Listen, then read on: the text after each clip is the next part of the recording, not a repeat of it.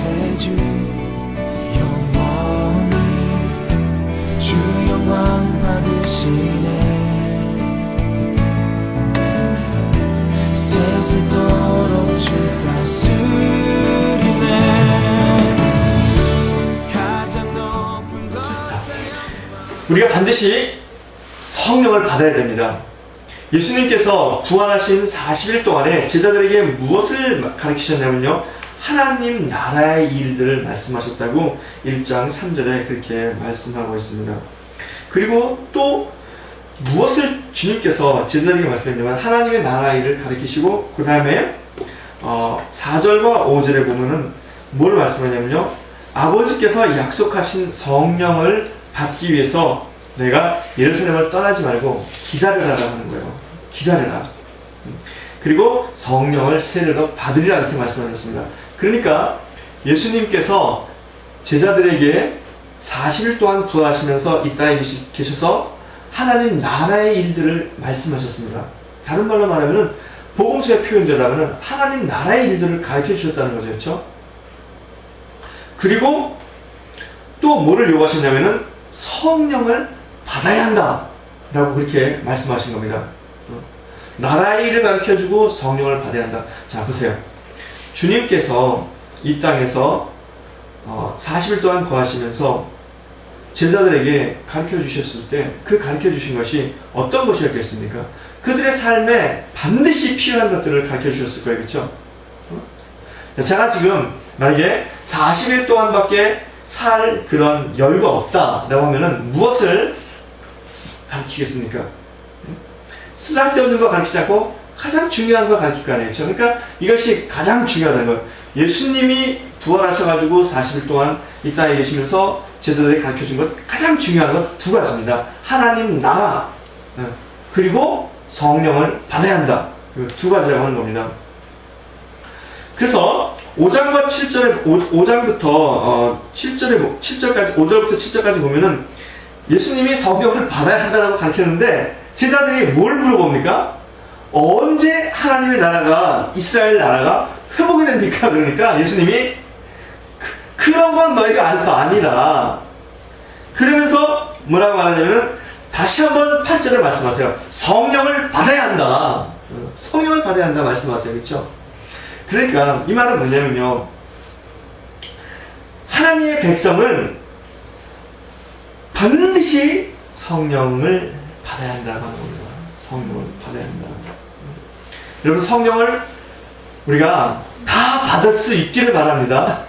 그럼 이제 마지막에 가서는 좀 변하겠습니다. 자, 주제가. 자, 요한복음 20장 22절에는 예수님께서 부활하시고 그 제자들이 도마가 없는 그때 오셔가지고 하시면서 성령을 받아라 그렇게 말씀하셨습니다.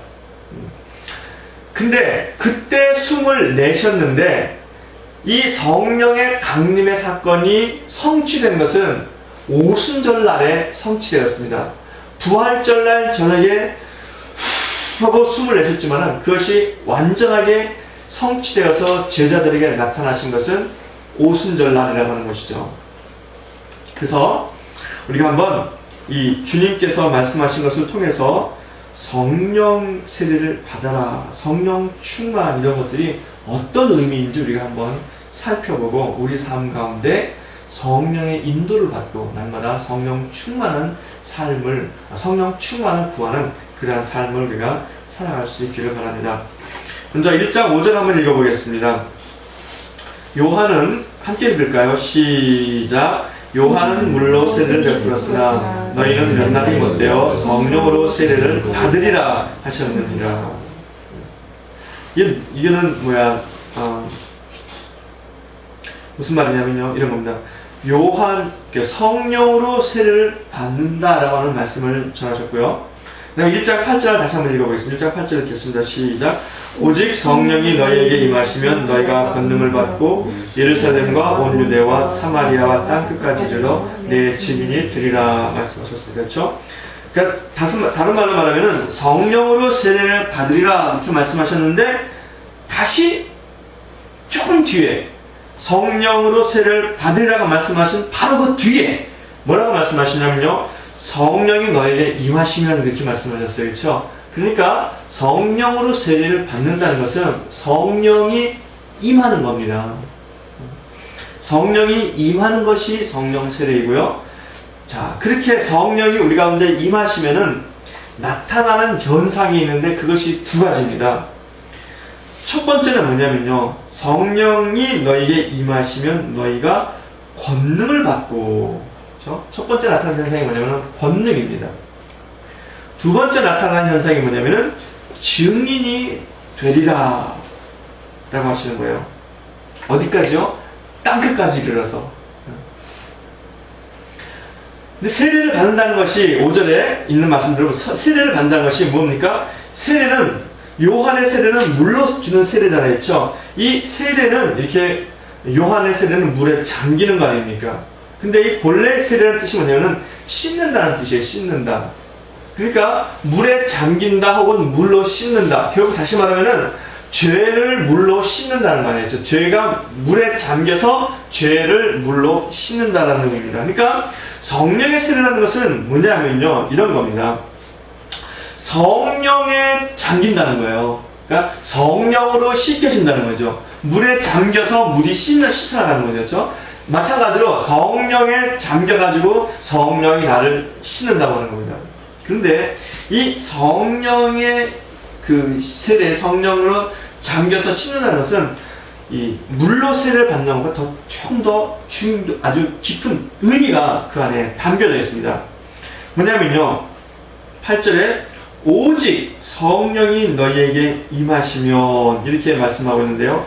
이 임하시면이 뭐냐면 성령이 우리 가운데 오시면이라는 그런 뜻이거든요. 근데 이 단어가 가지고 있는 뜻이 있습니다. 우리에게 성령의 임함이 무엇인지를 아주 쉽게 보여주는 단어인데요. 뭐냐면은 이게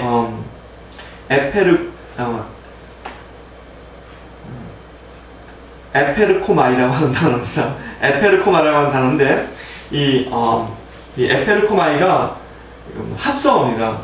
에피라고 하는 단어하고 그 다음에 에르코마이라고 하는 이 단어의 합성어인데 에피는 이 전치사입니다. 어디 위에 위에라는 뜻이에요. 오버라는 뜻이죠. 오버. 그리고 에르코마이라고 하는 뜻은 존재입니다. 존재하다는 뜻이에요. 그러니까 에페르코마이는 뭐냐면요. 우리 위에 성령이, 그러니까 내 존재 위에 성령이 오시는 거예요. 그러니까 존재 위에 성령이 오신다는 거죠. 이렇게. 성령이 임한다는 것은 뭐냐면 내 존재 위에 성령이 이렇게 오시면 이게 임하는 거예요. 그렇죠? 그러니까 굉장히 쉬운 뜻이죠. 그렇죠? 성령이 그러니까 내 위에 임하시면, 그렇죠? 그렇게 되면은 뭐냐면요. 권능을 받고입니다. 권능을 받고. 이 받고라는 말은 요한복음 1장 12절에 있는 말씀처럼 영접하는 자, 곧 그 이름을 믿는 자들에게서 영접이라는 단어하고 같은 단어예요. 람바노라는 단어를 썼습니다. 이 람바노라는 단어가 가지고 그 본래의 뜻이 두 가지가 있다고 하지 않습니까? 있지 않습니까? 하나는 수동태적인 뜻이 있고 하나는 능동태적인 뜻이 있는데 이건 뭐냐면은 그 성령이 너에게 임하시면 너희가 권능을 받고라고 하는 그런 그렇게 말씀했으니까 람바노가 이렇게 잡다는 거잖아요. 그렇죠? 흘러 들어오다 혹은 잡다라는 뜻이 아닙니까? 그러니까 성령이 우리 가운데 내려오면은 우리에게 뭐 하냐면요. 권능을 우리가 잡게 된다는 거예요. 권능을 잡게 된다는 거. 무슨 말씀인지 이해가 되시죠? 성령이 내 존재 위에 임하시면은 내가 권능을 붙잡게 된다는 거예요. 그래 붙잡으면은 권능이 내게 흘러 들어온다는 거예요. 그 다음에 내 증인이 되리라 라고 그렇게 말씀하지 않습니까? 내 증인이 되리라 라고 하는 것은 다른 말로 하면은 이게 내가 증인이 된다는 거잖아요. 그렇죠? 증인이 된다는 거. 그러니까 결국 뭐냐면은 내 존재가 그 전에 제자들이 자기들이 그 원하는 것을 예수님을 통해서 얻으려고 그러고 그리고 예수님이 부활하셨지만은 예수님이 눈에 보이지 않자 그 갈릴리로 돌아가서 생업에 종사하지 않습니까? 그러한 사람들에서 이제 증인의 삶을 사는 사람으로 변화된다는 거예요. 그러니까 다시 말하면은 성령이 우리 가운데 임하시면은 내가 권능을 붙잡게 되고요. 그리고 내 존재가 변하게 된다는 거예요. 어떻게 변하냐면 증인으로. 다시 말하면은 성령이 우리 가운데 임하시면은 능력이 있게 되고요. 그 다음에 존재가 바뀐다는 거예요. 그래서 주님이 우리에게 성령을 받아야 된다라고 그렇게 말씀하고 있는 겁니다.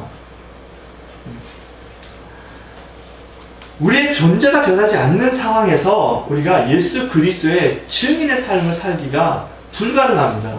그러니까 내가 성령이 내 위에 임하고 그리고 내가 변화를 받고 그리고 내 삶에 능력이 있을 때 그럴 때에 우리가 그 복음을 증거하는 증인의 삶을 살아갈 수 있다는 것이죠.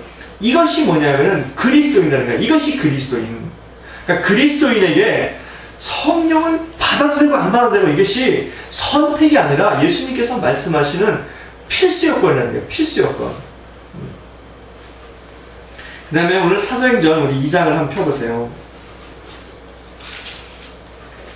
2장 3절 4절에는 뭐라고 말씀하고 있냐면요.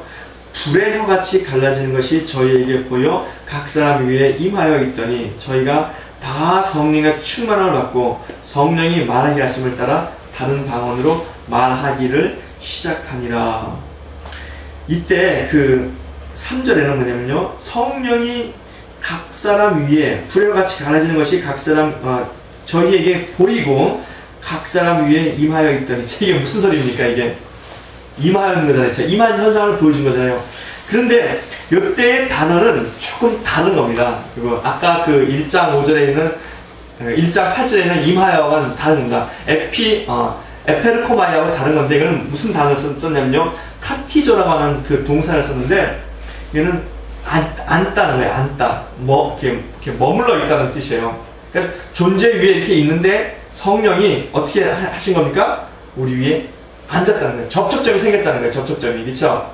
앉았더니 그 다음에 저희가 다 성령의 충만함을 받고 성령이 말하게 하심을 따라서 다른 방언으로 말했다라는 거죠. 그러니까 이 성령이 내 안에 이렇게 계시다가 내 안에 탁 이렇게 앉았더니 내가 어떻게 된 겁니까? 성령에 충만했다는 거예요. 즉 성령으로 채워졌다는 겁니다.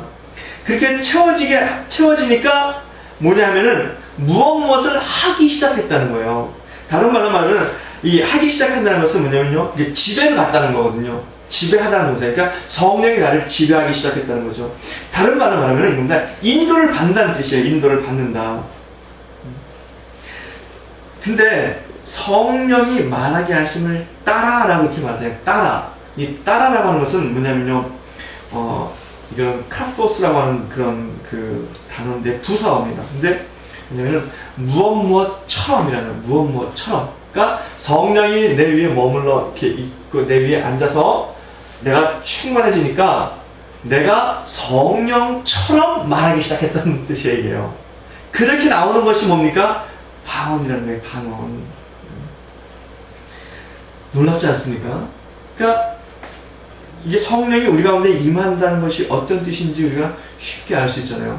성령이 나에게 이렇게 임하였더니, 그렇죠? 내게 내려 앉았더니 내가 충만하여지고, 그리고 그렇게 충만해졌더니 내가 성령이 말하는 것처럼, 성령처럼 되어서 성령을 따라서, 그렇죠? 인도를 받아서 성령의 지배를 받아서 뭐 하기 시작했다는 겁니까? 방언을 하기 시작했다는 거예요.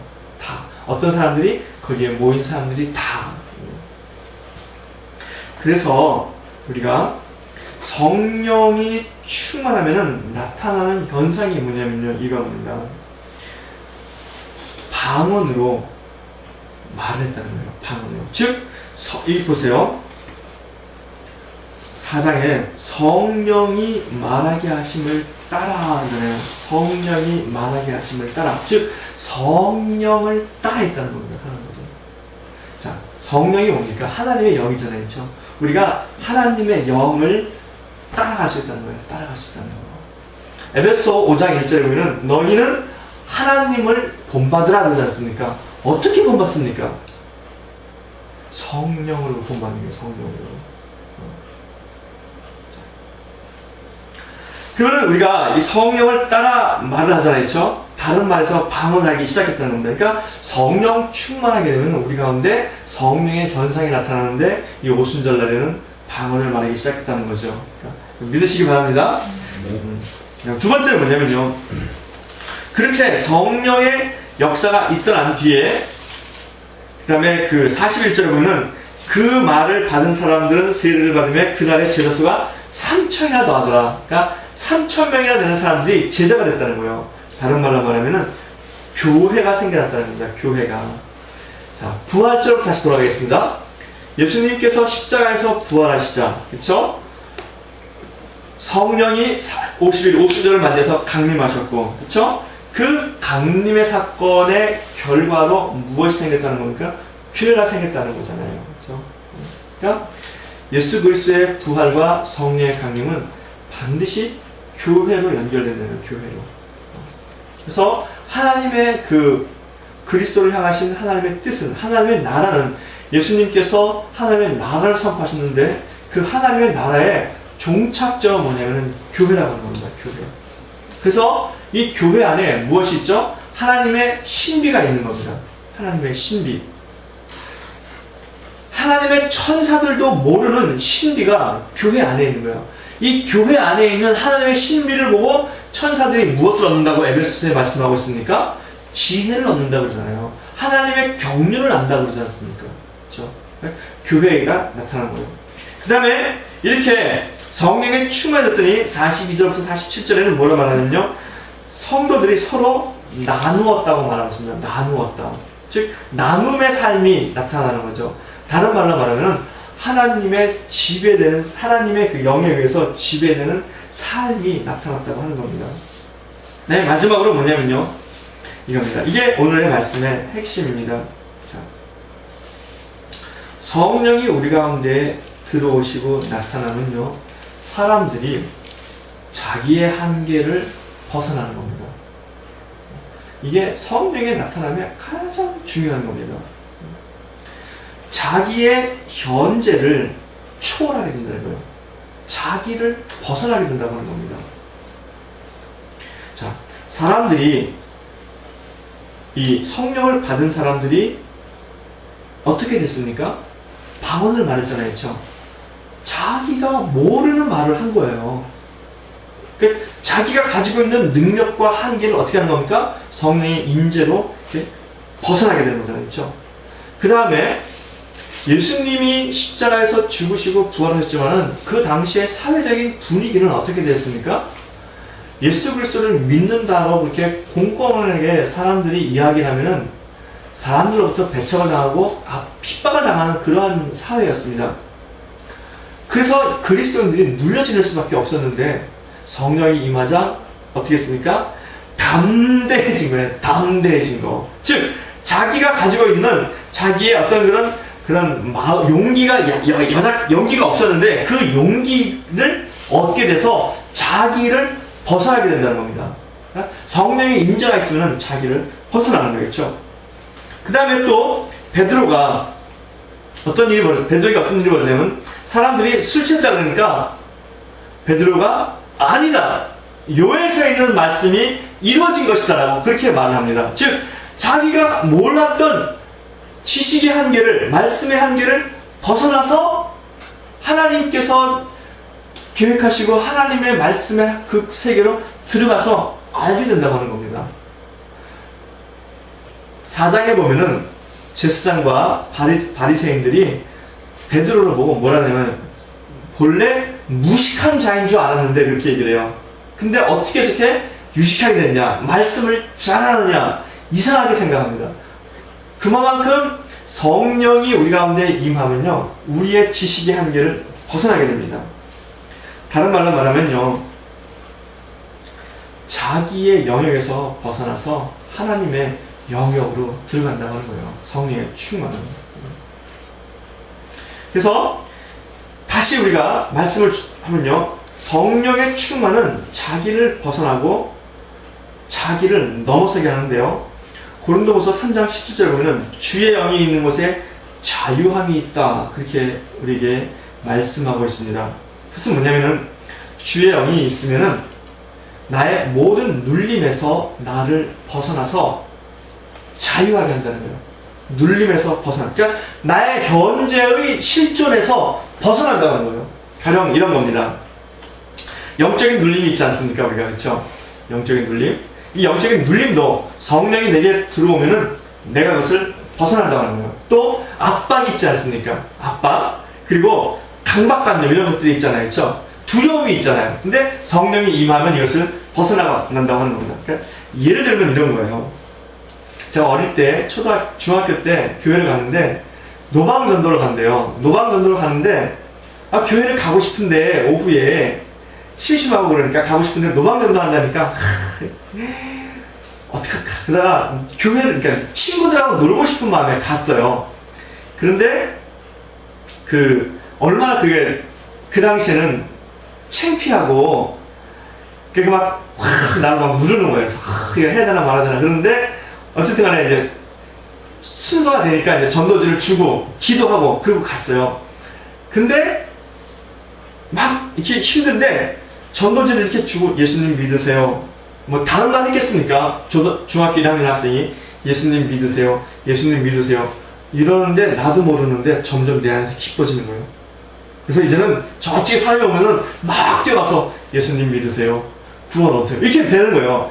벌써 제가 어떻게 된 겁니까? 저도 모르게 전도를 하면서 제 안에 성령의 충만함이 임한 거죠. 그렇죠? 그래서 그 눌림에서 어떻게 된 겁니까? 자유하게 된 거예요. 그래서 처음에 나갈 때는 전도지 들고 누가 볼까 이러고 나갔는데 딱 나오고 들어올 때는 나 오늘 몇 명 전도했어. 근데 누구는 교회 온다 그러더라. 야, 이게 너무 좋다.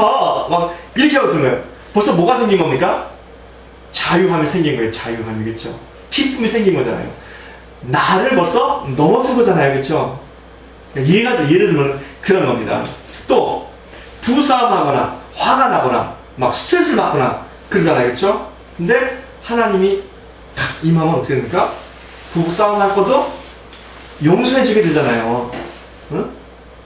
어이, 당신 뭘 그런 걸 가지고 그래. 내가 잘못했어.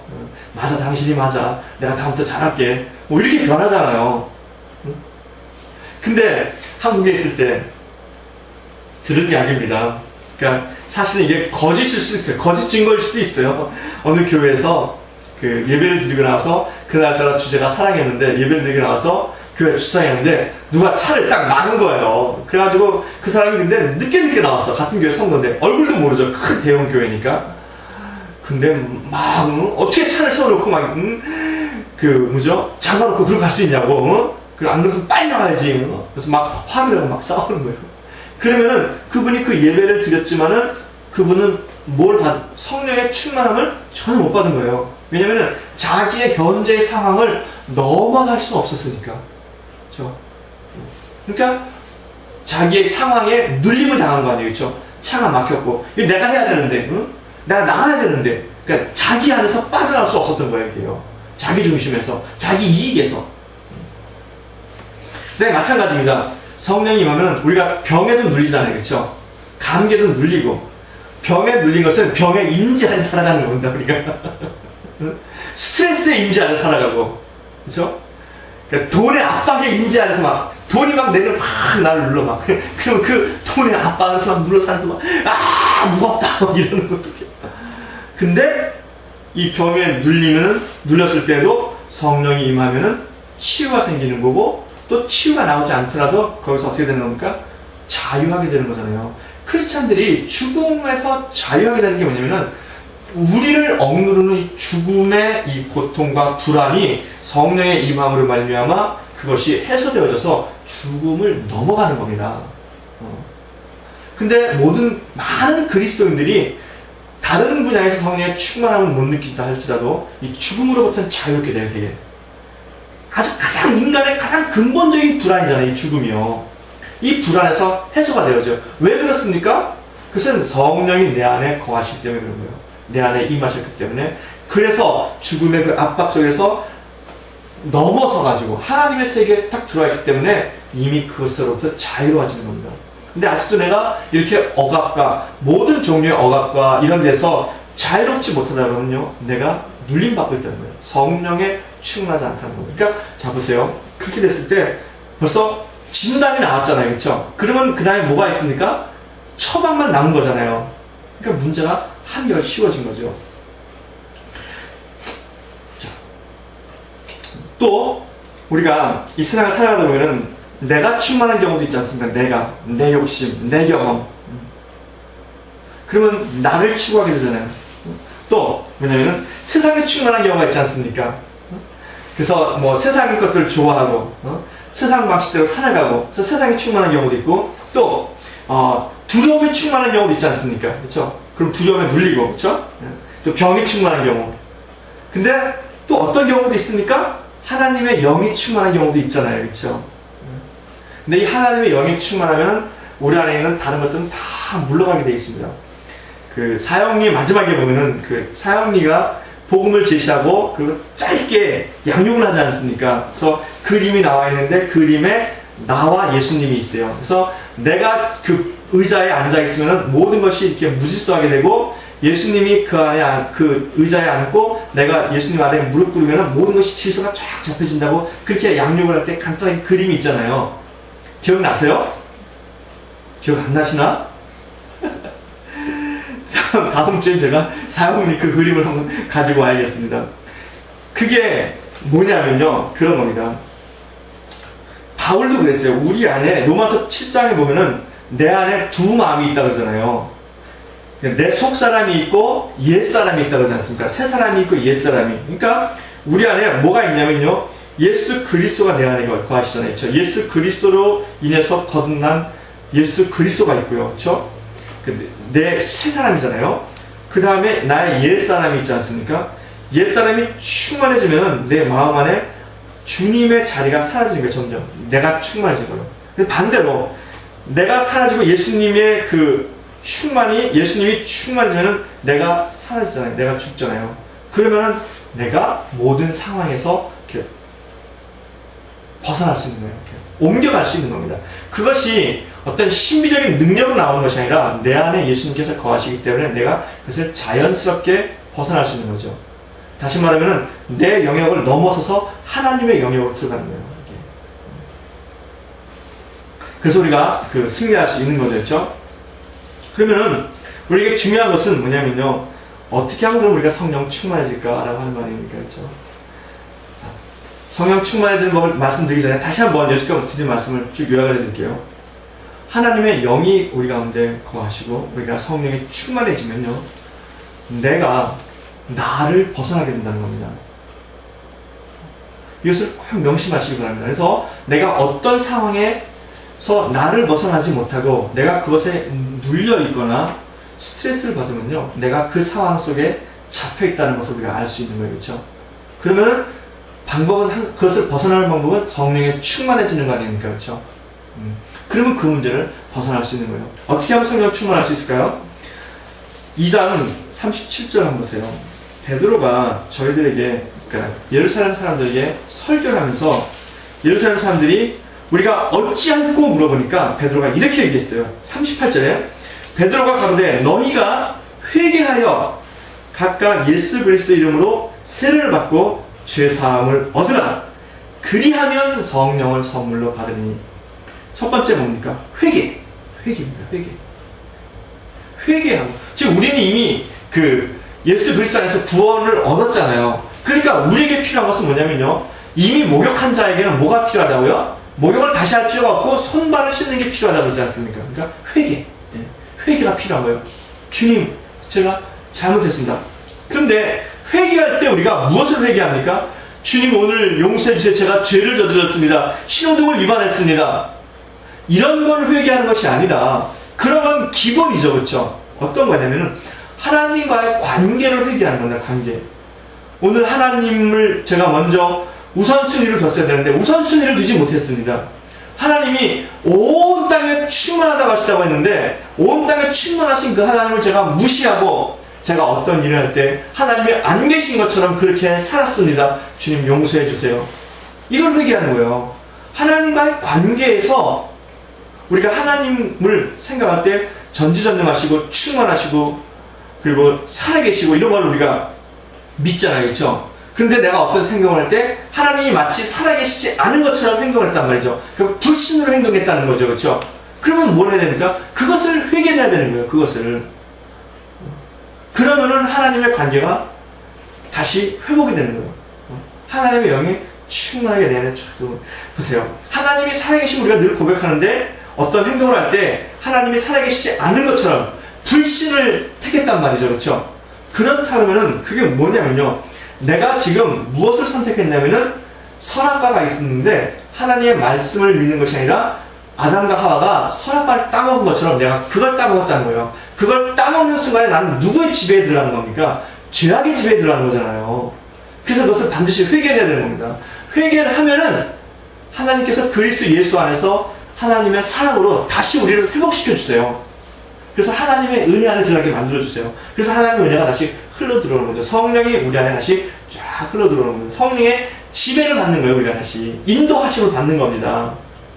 그래서 성령이 다시 우리 가운데 충만해지죠. 그렇게 회개를 하면요, 다시 그 문제를 극복할 수 있는 힘이 생기는 겁니다. 가령 예를 들면 이런 거예요.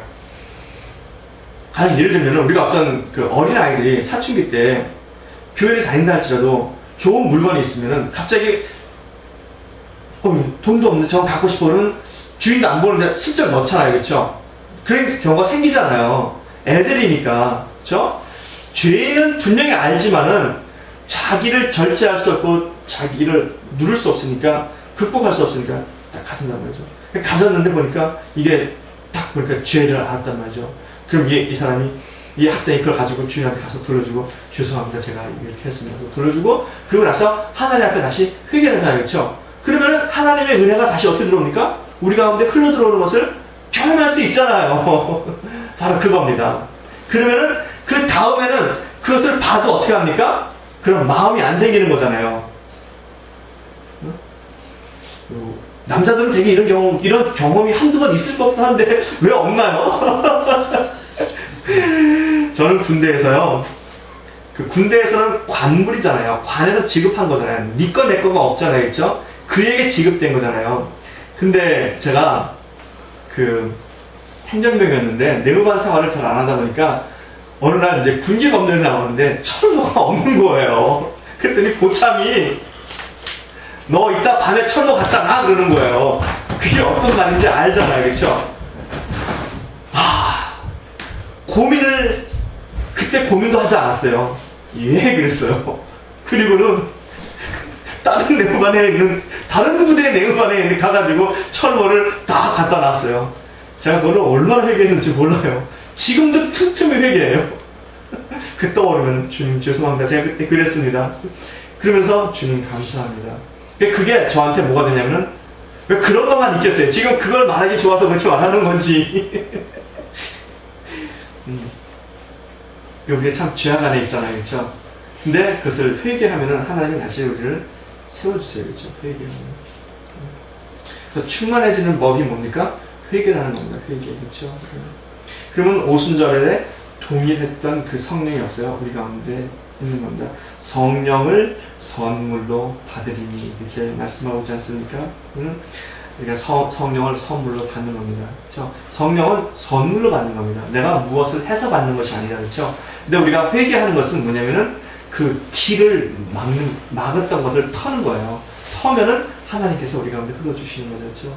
그러니까 회개를 할 수 있기를 바랍니다. 그 다음에 성령 충만해지는 방법 두 번째는 뭐냐면요. 4장을 한번 펴보세요. 4장 31절에. 제자들이 베드로가 풀려나온 것을 보고 기도를 했습니다. 기도를 하고 이제 4장 31절에 뭐냐면요.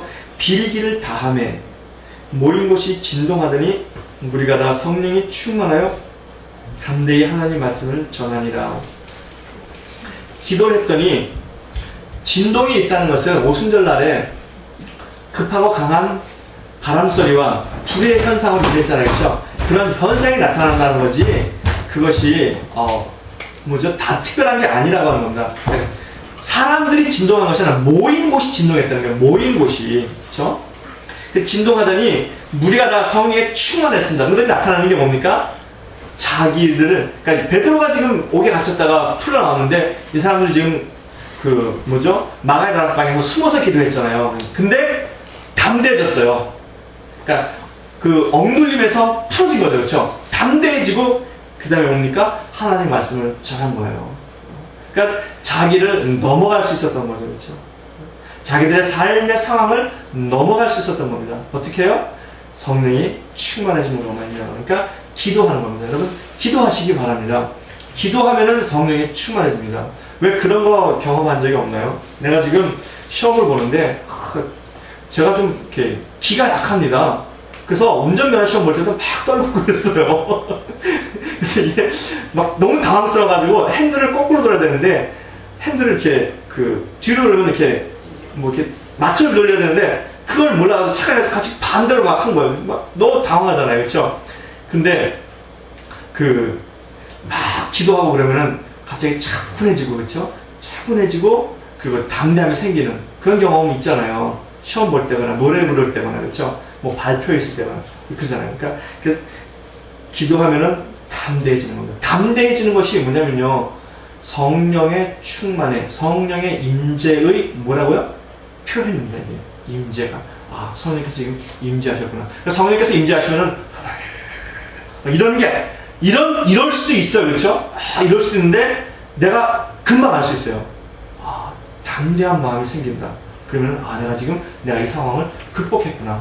근데 내가 본래 용기가 있어서 극복한 것이 아니라 하나님께서 내 안에 영으로 충만하게 채워주셔가지고 극복하게 된 거예요. 믿으시기 바랍니다. 네. 이게 성령의 충만입니다.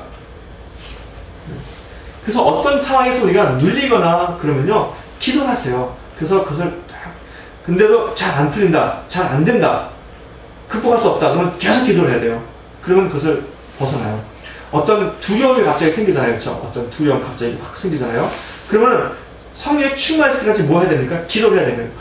기도를 하면은 어느 순간인가 이게 숨이 나오면서 됐다라고 하는 그런 마음의 감동이 오잖아요. 그러면 성령이 충만해진 거예요. 근데 우리가 이렇게 이러한 충만한 상태를 계속 유지할 수 있는 게 굉장히 중요한 거죠, 그렇죠? 마지막으로 뭐냐면요, 고린도전서 14장 4절에 보면은 성령은 우리에게 그러니까 방언 기도는 우리에게 덕을 세운다고 그랬어요. 우리의 덕을. 결국 이 뭐냐면은 방언으로 기도를 하는 겁니다. 특별히 방언으로. 방언을 덕을 세운다고 할 때 영어로 뭐냐면요, 그 빌딩업 한다 그래요. 빌딩업. 우리를 세워준다 그러는 거거든요. 그러니까 우리의 영을 세워주는 겁니다. 가령 이 세워준다는 것이 어떤 의미가 있냐면요, 그 비늘 이 혼다 이 차 딜러에 가면은 이렇게 바람을 불어가지고 이렇게 움직이는 빨간 풍선이 있어요. 이렇게 막 움직이는. 근데 그거에 바람이 쭉 빠지면 어떻게 됩니까? 쑥 가라앉다가 바람이 쫙 불어오면은 그게 막 이렇게 쓰잖아요, 그렇죠? 막 이렇게 쓰잖아요. 마찬가지로 그런 거예요. 방언 기도를 하게 되면은 우리가 이렇게 성령이 충만하게 차올라서 우리가 이렇게 형체를 갖추게 된다는, 이게 덕을 세운다는 거예요. 형체를 갖추게 된다는 거죠. 그래서 여러분 방언 기도를 열심히 하시기 바랍니다. 많이 하세요. 하나님께서 방언은 우리에게 은사를 주신 겁니다. 이 방언의 은사가 사람들이 잘못 이해하고 있는 말이 너무 많아서 시간이 있으면 그렇게 한번 우리가 나누기를 원하는데요, 하나님께서 주신 것은 그것이 선한 겁니다. 그렇죠? 그러니까 방언으로 계속 기도를 하면 우리가 이렇게 세워지는 거예요. 그러면은 어떤 현상이 나타난다고요? 내 삶의 한계와 내 삶의 영역을 벗어나서 어디로 들어간다고요? 하나님의 영역으로 들어간다고 했잖아요. 그렇죠? 하나님의 영역으로 들어갔을 때 그곳에서 하나님의 창조 역사가 나타나는 겁니다.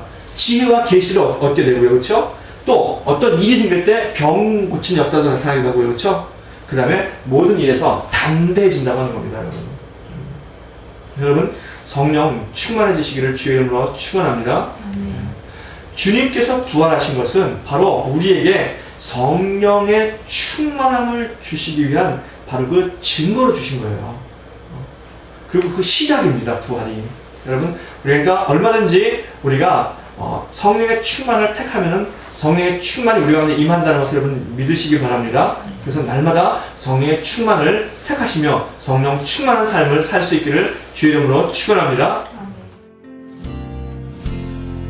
이곳을 덮으소서 이곳을 비추소서 내 안에 무너졌던 모든 소망 다 회복하리니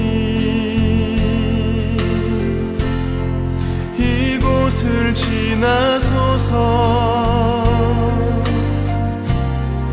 이곳을 만지소서